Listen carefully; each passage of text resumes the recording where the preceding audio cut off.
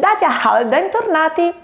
Come potete leggere dal titolo, oggi vi parlerò di un argomento interessante, secondo me non solamente per gli appassionati di lingua cinese, ma anche per gli appassionati di linguistica, per gli amanti della lingua italiana o per semplicemente i curiosi. Allora, noi sappiamo che tantissime parole italiane hanno origine latina oppure origine greca, alcuni neologismi invece provengono dalla lingua inglese, altre parole invece provengono dalla lingua francese. Ci saranno parole di origine cinese? Questa è stata una mia domanda e da qui ho pensato a registrare un video. Chiaramente ogni volta che penso a uno di questi video devo fare della ricerca. Poi mi avete anche aiutato voi, avevo infatti chiesto il vostro aiuto su Instagram perché avevo collezionato 4 parole, me ne mancava una e uno di voi infatti mi ha dato l'input per poi fare una bella ricerca e ho scoperto delle cose veramente molto interessanti al riguardo.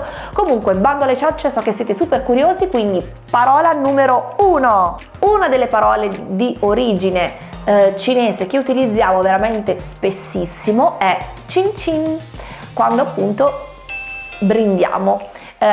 Non era di difficile intuizione e deriva dalla parola cinese cin cin, che vuol dire prego prego. Seconda parola di origine cinese, e qui veramente non ci crederà nessuno perché io pensavo che fosse di origine inglese e americana, ma la parola ketchup. La parola ketchup è di origine cinese, si dovrebbe scrivere così, ketchup.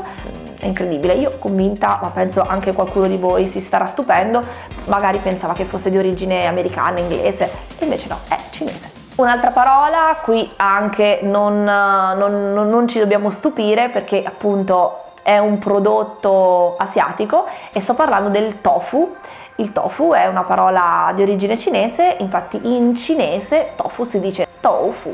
Per chi non lo sapesse, è un formaggio di origine vegetale che viene prodotto dalla fermentazione della soia. Quarta parola di origine cinese è la parola kaolino. Probabilmente molti di voi non sanno cos'è questo kaolino, non l'hanno neanche probabilmente mai sentito, ma è una roccia che io avevo comprato tempo fa del kaolino in polvere per realizzare la base per delle maschere per il viso e non avrei mai immaginato che è una parola di origine cinese.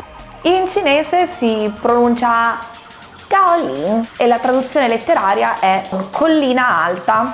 Poi un'altra parola di origine cinese, e questa qui era una di quelle che mi avete consigliato voi, io non lo sapevo, non avevo trovato questa informazione e secondo me è interessantissimo perché può essere davvero interessante per tutti quanti voi, soprattutto per chi è appassionato un pochino alla linguistica, a come si è evoluta nel tempo e del perché ci ritroviamo noi delle parole. Comunque non voglio tenervi troppo sulle spine, ma la quinta parola è tè, la parola tè. Sappiamo tutti quanti che il tè è una delle bevande preferite dai cinesi. La cosa interessantissima e molto curiosa di questa parola è che, a parte alcune piccole eccezioni, la parola tè viene tradotta in tutto il mondo, in quasi tutte le lingue del mondo, o tè, simile alla parola tè, tea, oppure simile alla parola cinese cha. Adesso vi leggo l'articolo che mi ha veramente interessato e incuriosito, che vi lascio anche in descrizione se lo volete leggere. Io comunque adesso vi faccio un piccolo riassuntino.